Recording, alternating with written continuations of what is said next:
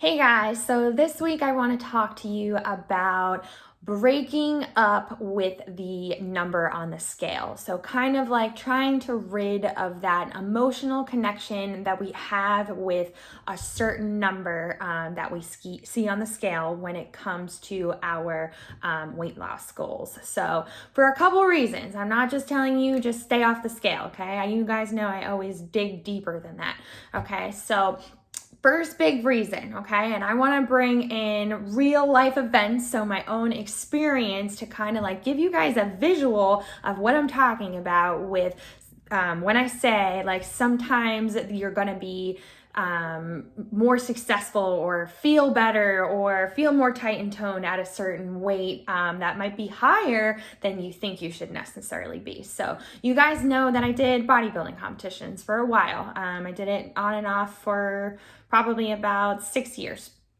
So if you look at this picture right here, so this is my first bodybuilding competition. I believe it was back in 2008 was my first one. So 2008, I competed in the figure class. It was my first show that I had ever done. But in this picture right here, I am 116, 117 pounds. Okay, so fast forward years of eating balanced in a balanced way, consistently exercising, weight training, interval training, etc., etc. Fast forward to 2018. So wow, I didn't realize there was 10 years in between my first and my last competition that I did. But fast forward 10 years, if you look at this picture here, this picture is my last competition in 2018. And here, I don't know about you guys, but I think I look way better. I look leaner, I look tighter, I look toned. I actually look smaller in this second picture, but in this second picture, I believe I'm probably about 122, 123. So I'm about like 5 or 6 pounds heavier in the second picture than I am in the first. Okay, so I want you guys to keep in mind on your fitness journey, like you have this goal set in mind. Like I need to get to 150. You have this emotional connection with it, and it's like almost like nothing's going to be good enough until you get there. But I want you guys to keep in mind that your weight from 10 years ago might be very different from now based on your habits in between. So if you're putting on more muscle mass, and let's say you get rid of all of your body fat, so you have zero body fat, that's not possible. You need fat to live. But if you got rid of all of your body fat, you're still going to be heavier than you may have been back at that 150 because you've increased your muscle mass. So big rule of thumb, don't judge the scale, okay? Just stay off of it because your happy new normal could be way heavier than you think it might be. All right, and that's in just balanced way, it's normal life, or even when it comes to something like competing.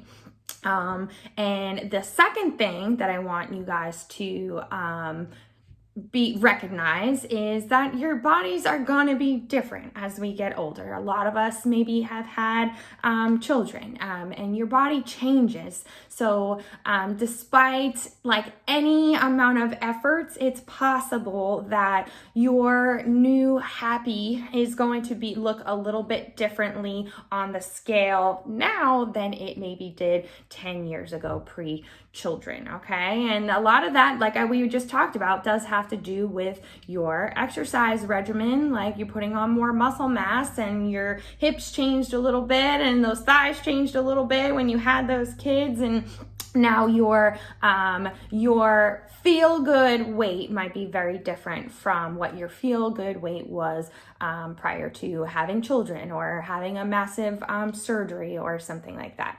All right, and then the last point I want to bring up, you guys know I'm so open about mental and emotional health. It's crucial in all of this, living balanced, staying healthy mentally, physically, emotionally as like a whole.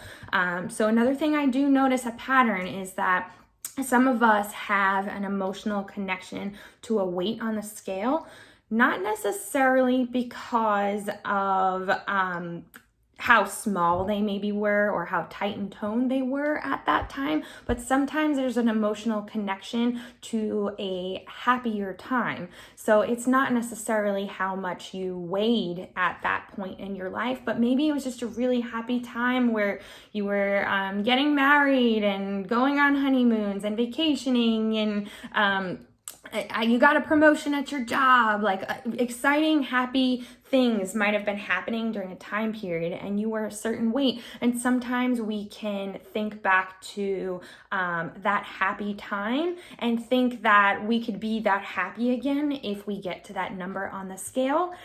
A lot of times I find it doesn't matter what the weight on the scale is. If we're unhappy, we need to dig deeper into and try to find our happy. Like, what's going on in your life right now? Is it really your weight that you're upset about? Like, if you lost 6 more pounds to get to that 150, like, are you gonna feel that much better, or do we need to dig deeper emotionally and mentally and maybe figure out what it is you're truly unhappy about and figure out how we can get you to that happy place again?